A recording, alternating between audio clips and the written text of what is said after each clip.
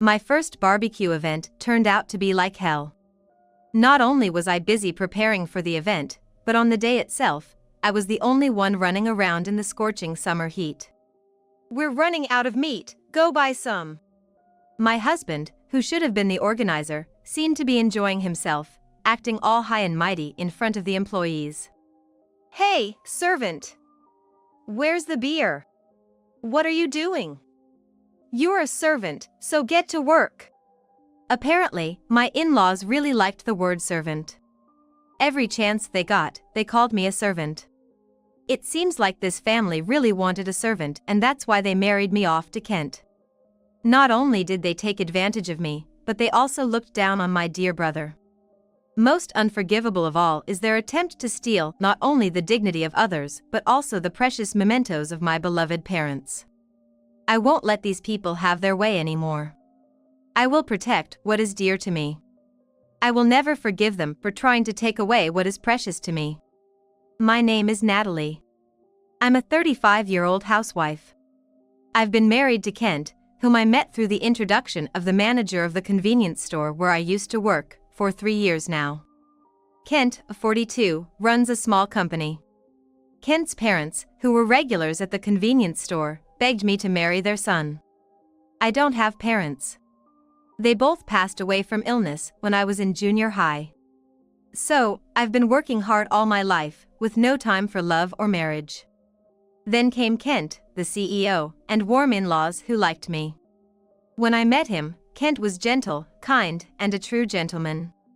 He mentioned that he had been divorced, apparently because his ex-wife had been unfaithful. I couldn't delve too deeply into the matter, but Kent had a painful past. My in-laws also said, "Think of us as your real parents." With the introduction from the manager and the joy of having parents, albeit in-laws, I agreed to the marriage.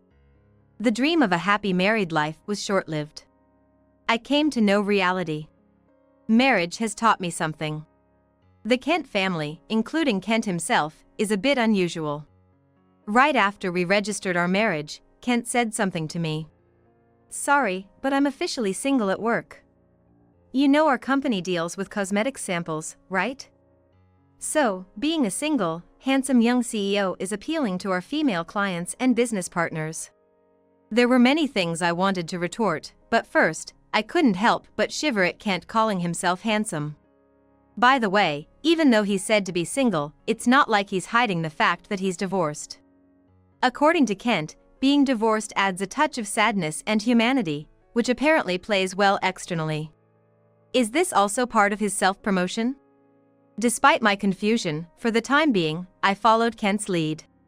With this incident, I began to think that Kent was a bit different, but it wasn't just Kent who was different. Since I got married, I had intended to set up a new home with Kent, but Kent expressed a desire to live in my house. "I'm so pleasantly surprised that you've been living in such a splendid house." That was said by Heather, my mother-in-law. The house I live in is a large detached house inherited from my deceased parents. "An insolent, poor girl like you lived in such a house without parents?" muttered my father-in-law, Ted. He didn't seem to realize that he was being asked. When Kent said he wanted to live in my house, I had a bad feeling. Sure enough, as soon as Kent moved into my house, my in-laws also rolled in. My in-laws dote on Kent. They insist that since they're always together, it's only natural to live in the same house, and they started living here as if it were their own. I strongly resisted letting them live in this house, but they didn't accept it at all. Is this what marriage is supposed to be like? I couldn't help but feel bewildered by this new experience. There's something else I learned after getting married. This family holds an annual barbecue event as a tradition. While a family barbecue might be understandable, they invite Kent's company employees and friends. Presumably, this is because Kent, who is conscious of his image, hosts the event. When you hear barbecue event, you probably imagine a fun gathering.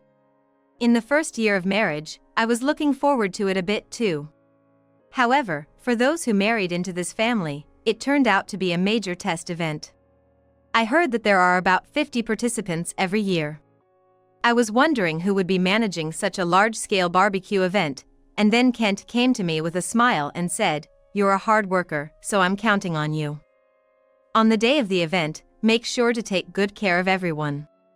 I never imagined it, but sending invitation emails to guests, purchasing a large amount of food and cutlery for the event, preparing and setting up the venue, everything was entrusted to me alone.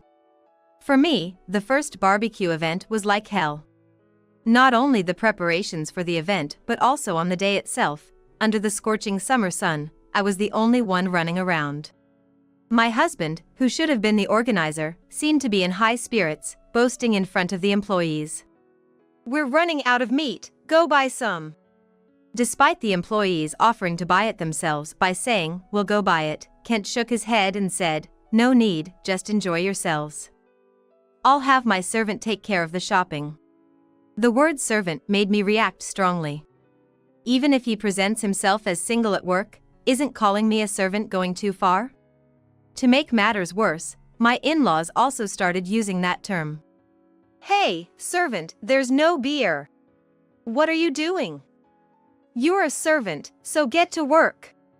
Apparently, my in-laws took a liking to the word servant. Whenever they had the chance, they would call me a servant. And whether it was because of how it sounded or not, they would say it when no one else was around, making it even worse. I was being exploited by Kent and my in-laws, and by the end of the event, I was so exhausted that I couldn't even get up. The thought of this happening every year sent shivers down my spine. From around this time, Kent and my in-laws' attitudes towards me began to visibly change. Kent was dedicated to his work.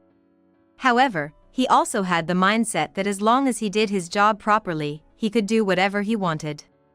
A while after we got married, Kent brought home a young woman. "She's staying here tonight, so get the bath and meals ready," he said, then went into his room with her. I was too surprised to say anything. "You always bring home beautiful women. You're so different from her."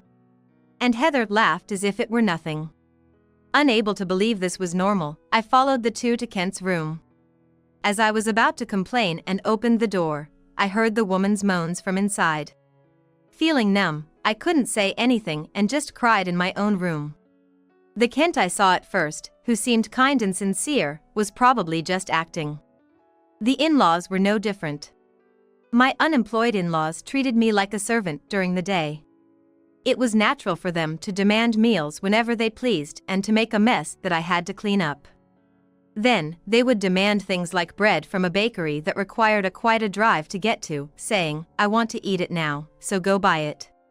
When I showed my frustration, Heather said, "Maybe you don't know because you don't have parents, but this is what parents do. Remember what you said when you got married? Treat them like real parents. So stop complaining and get to work." The warmth I felt was just an illusion. They probably assumed that since I didn't have parents, I wouldn't leave no matter how badly they treated me. Certainly, I had nowhere else to go besides this house. Soon enough, the season for my second barbecue event arrived. Remembering what happened last time made me feel heavy-hearted, but having gone through it once, I was prepared. From an early stage, I had already prepared things like cutlery. That year, too, there were 50 guests, but there was something in Kent's order that wasn't there last year. A karaoke set. Kent had said he liked singing, so I thought maybe we were going to have a karaoke contest this year, and I rented a complete karaoke set. But on the day of the event, surprisingly, there was no karaoke contest. Instead, towards the end of the event, Kent's one-man show began. To be honest, Kent's singing was mediocre. It wasn't particularly good, but it wasn't terrible either, I thought. However, the occasional off-key note dampened the mood. The guests all had indescribable expressions on their faces. I thought the event would be ruined if things continued like this, so I started clapping and cheering along with Kent's singing from the back row. Then, the guests around me started clapping along too. And in another place, I did the same, and the guests there joined in, too. I did this in about 5 places, and the whole venue started to get excited about Kent's singing. Kent, feeling encouraged, enjoyed himself singing with everyone, so the event ended without being a disaster. It was only about 30 minutes, but it was truly a painful time. The doting in-laws were delighted with their skewed thinking, saying things like, "Kent should become a singer," or "Let's start a fan club right away." Since I managed to finish the barbecue event this year as well, I thought it would surely be easier next year. And then, the third summer of our marriage arrived. During that time, Kent continued to bring women home regularly. Sometimes it was the same woman, sometimes it was different. I had already gotten used to it, and I didn't feel anything anymore when Kent brought home a woman. As long as Kent insisted he was having business meetings, I would agree. Even though he was certain of his infidelity, he was also annoyed that people would think he was jealous of the other woman by accusing her of being unfaithful. It was irritating to think that they were planning how to exploit me every day, even my in-laws. With nothing else to look forward to, I went along with their bullying. More importantly, I needed to focus on the upcoming barbecue event, despite having some doubts about it. Since people outside the family were involved, I couldn't afford any mistakes or blunders. With a strong sense of responsibility, I had a kind of fighting spirit. Whether Kent knew about my feelings or not, he came up with an outrageous plan for this year's barbecue event. "We're inviting 300 people this year." I thought I misheard him, but Kent repeated himself to me, looking bewildered. "We're inviting 300 people this year." Apparently, it wasn't a mistake.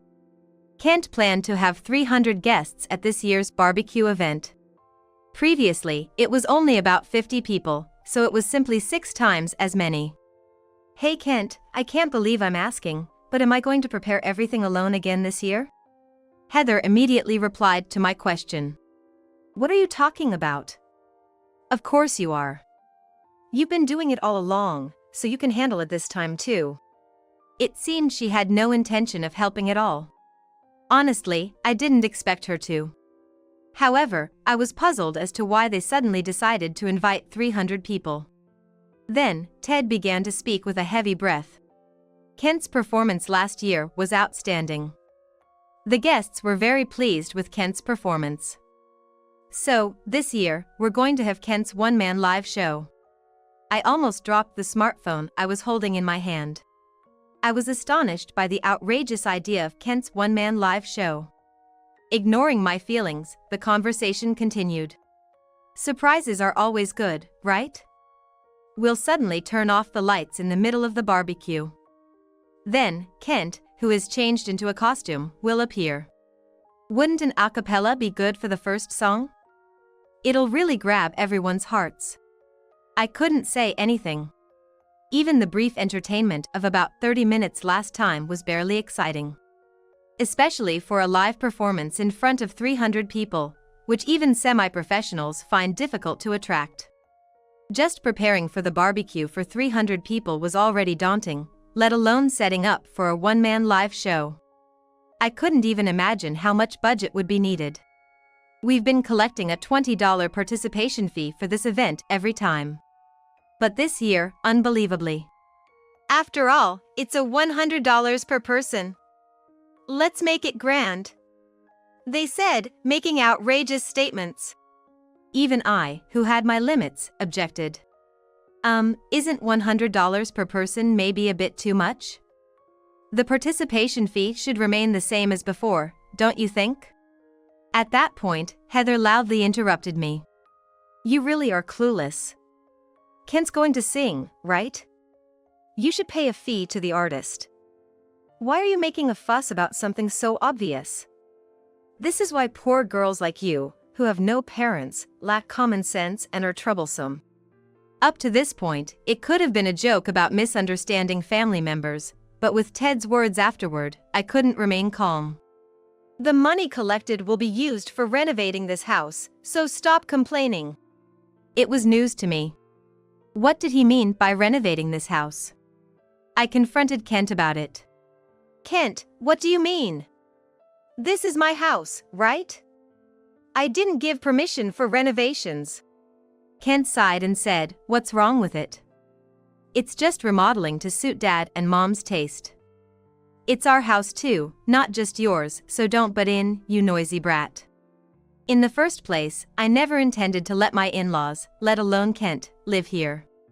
It was my precious home left by my parents, and I wanted to keep it as it was when we spent time together as a family. It was unthinkable to allow them to intrude and renovate it without permission. You're such a nagging wife. If you keep complaining so much, I don't mind if you leave. We will take this house. We took in a poor, lonely girl with nowhere else to go out of kindness, so repay the favor. Even though I don't have parents, it doesn't mean I don't have a family. I have a younger brother who grew up with me. When I got married, I asked Kent's family to meet him, saying I wanted them to meet him. But he said dealing with relatives was bothersome and refused to meet him. What good will it do to meet your poor brother? We won't gain anything from it. They were terrible in-laws. No, even though they're in-laws, I can't think of them as parents. They're monsters wearing human skin, who only care about their son. Kent is the same. Even if it's for the sake of the company's image, does he really need to pretend to be single? Then maybe he shouldn't have gotten married in the first place? The kind smile he had when we first met is nowhere to be found now. Now, he's just a monster's child, controlled by his parents.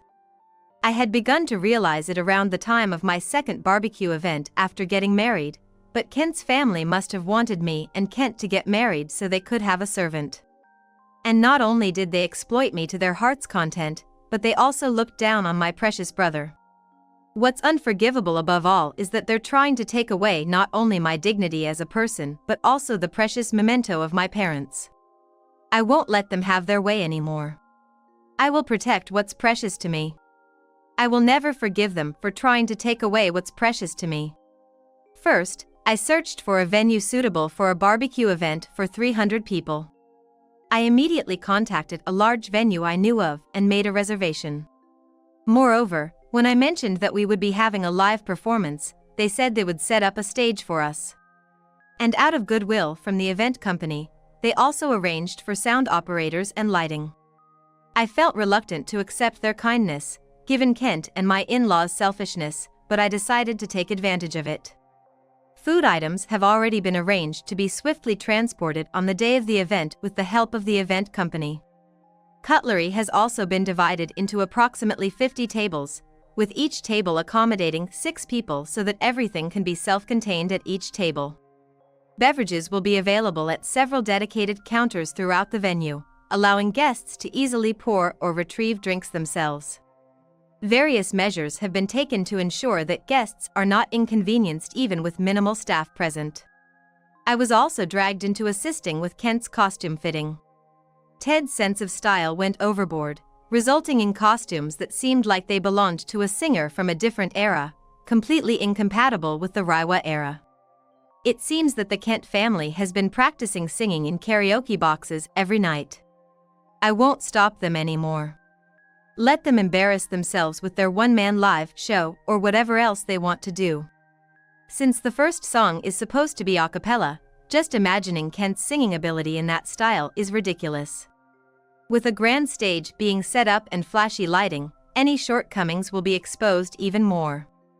I've started to look forward to the barbecue event, even if just a little. However, despite smoothly progressing with all the preparations so far, my body seems to have reached its limit in reaction. On the day before the event, after completing all the preparations, I collapsed in the living room from exhaustion. My in-laws and Kent were present, but no one assisted me as I lay there. The 3 of them were happily making a racket about tomorrow's event. I managed to drag myself back to my room and made a call to someone. My body feels heavy, perhaps I overexerted myself a bit. Unfortunately, I might not be able to attend the event tomorrow. I wanted to hear Kent's a cappella. Then I heard Heather's voice from downstairs. Hey! Stop lazing around and get up early tomorrow. You're going to work hard, got it? Although it was no longer my in-laws speaking but rather a monster, I still wanted to rest my body even just a little. As I imagined those 3 trembling with regret and anger, I fell asleep.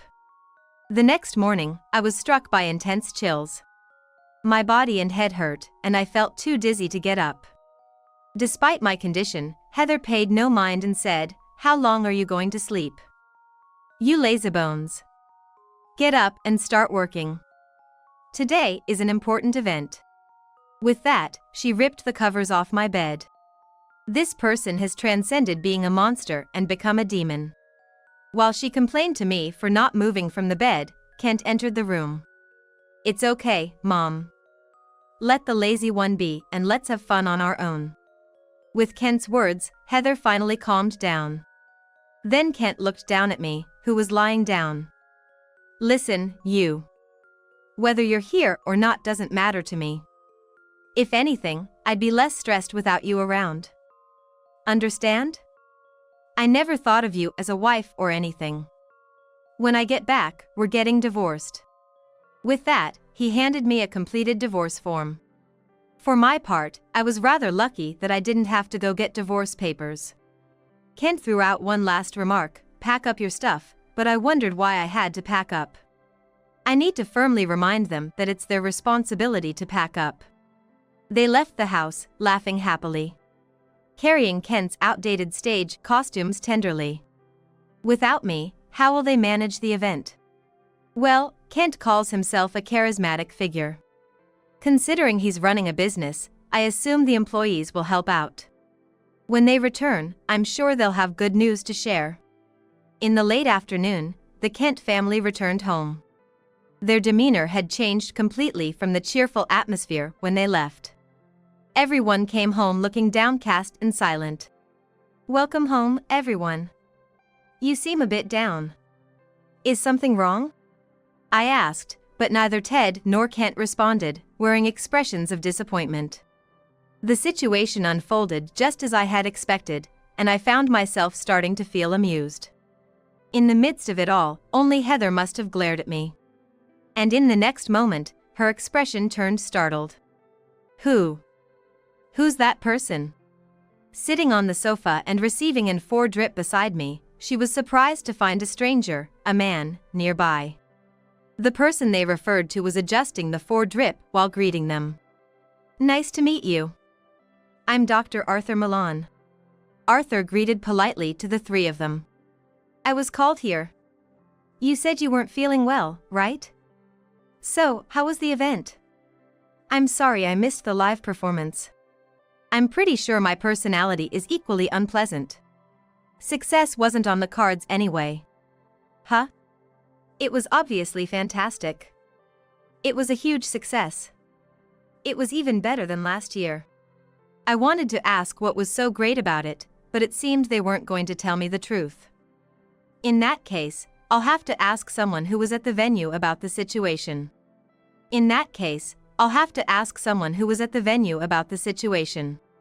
Ethan, you're here, right? How was today's event? When I called out, Ethan, a slender man for a male, came from the direction of the entrance. Oh, everyone. Good work earlier. How was the stage? Wasn't it flashy and cool? I put my heart into preparing for it. When they saw Ethan's face, the 3 of them grimaced awkwardly. Hey, aren't you the manager of the event venue earlier? What are you doing here? Kent pointed at Ethan, his cheeks twitching. I was asked by my sister to report on today's event. The statement from Ethan caught the attention of Kent's family. You're Natalie's brother? While they had arbitrarily labeled my brother as a poor person, Ethan was managing an event company splendidly. His annual income was probably much higher than Kent's. Oh, it was tough, wasn't it? Wasn't the expected attendance for today 300 people? I heard it was a big event, so I prepared exactly 50 tables. But in reality, there were 39 people. Since the number was low, it was enough with just your parents, right? You seem to be running around hectically. Hearing 39 people, I almost knocked over the 4 stand. I had sent invitation emails precisely to the specified 300 people during the preparation stage. It seems the $100 admission fee wasn't appealing after all. However, I didn't expect the attendance to be this low. I managed to hold back from bursting out laughing. Then, Kent's family must have been busy with the arrangements. There's no sympathy at all. I've been shown that hell twice already. Kent glared at Ethan as if to say, don't say unnecessary things. Even if the expected number of people doesn't come, you still have to pay for the venue and setup. That's $18,000 in total. This time, with Ethan, who runs an event company, helping out, arrangements were made for ingredients for 300 people for the venue and stage. I think $18,000 is cheap. Considering that I expected 300 people at $100 yen each, I must have calculated with $30,000 coming in. My condolences. With this, home renovation is just a dream within a dream. We can't possibly pay that. Only 39 people showed up.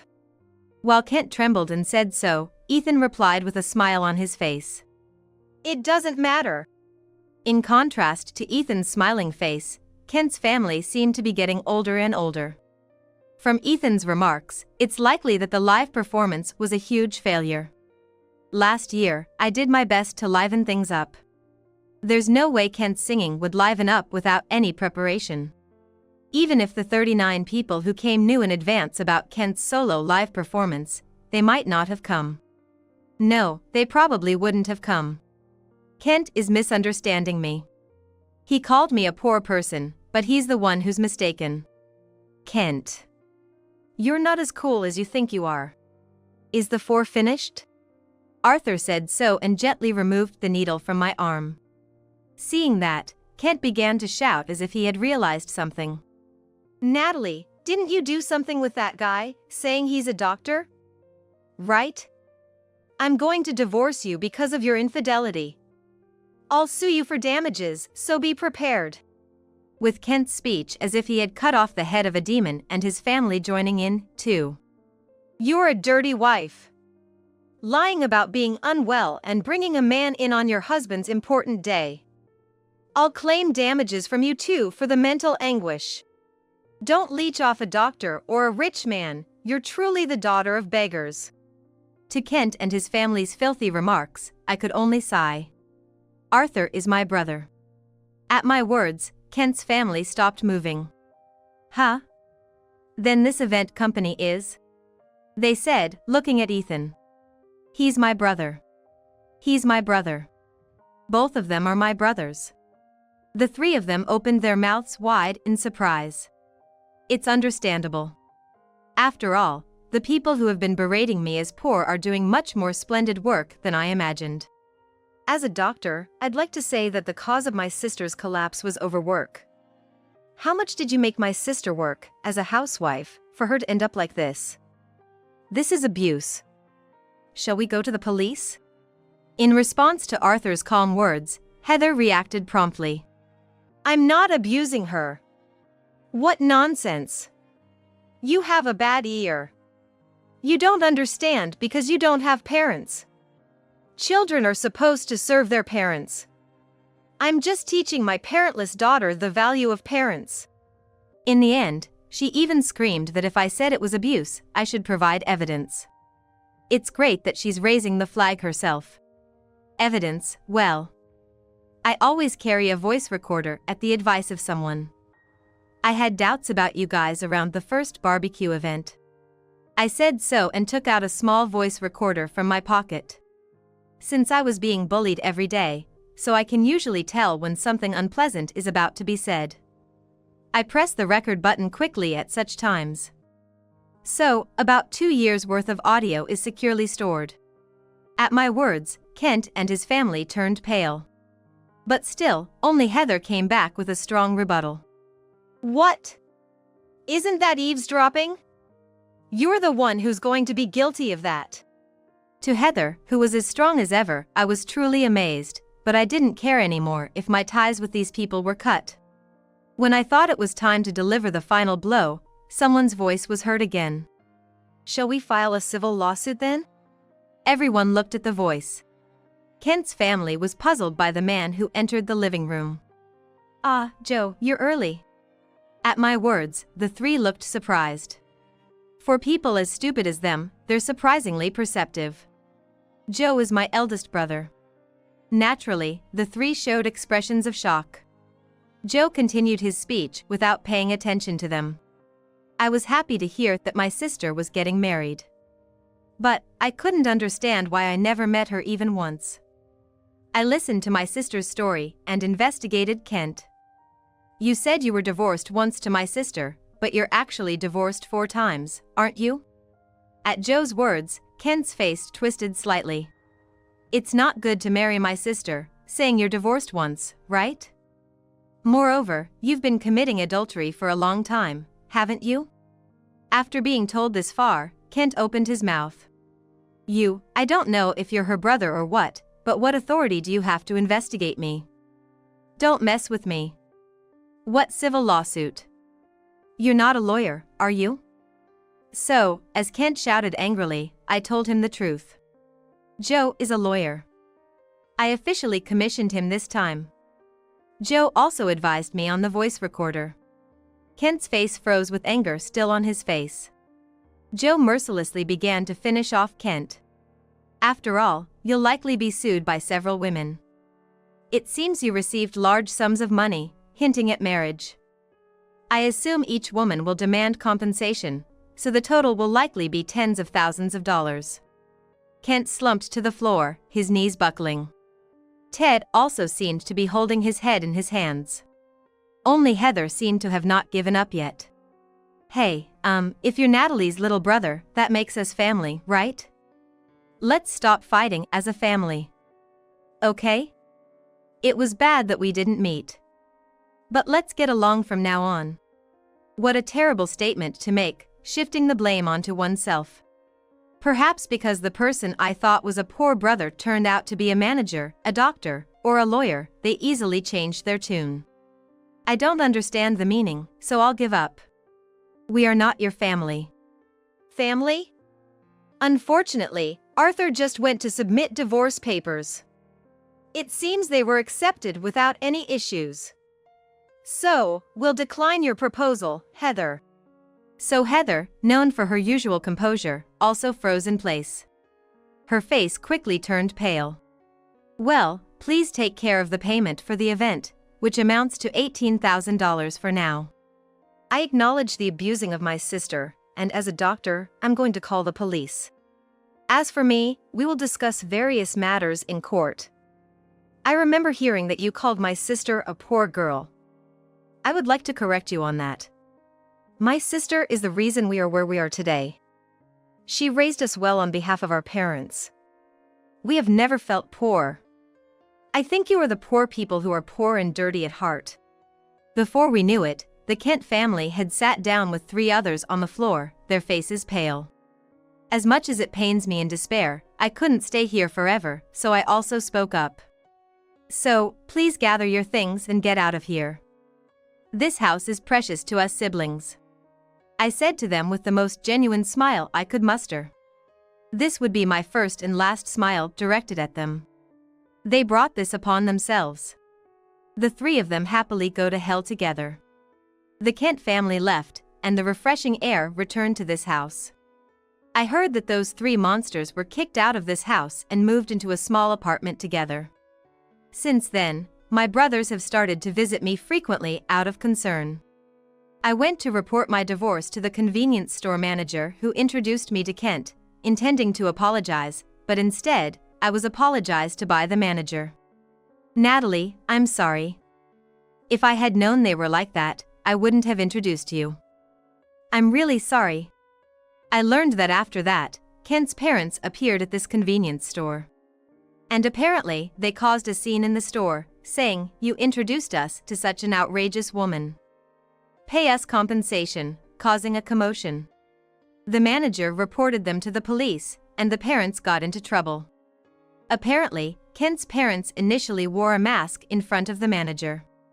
When the truth came out, is this what it means to be unmasked? When I expressed my desire to work at this convenience store again, the manager was genuinely delighted. On the other hand, Kent, who was sued for compensation by numerous women, ended up transferring the management rights of his company to another company as it became unsustainable.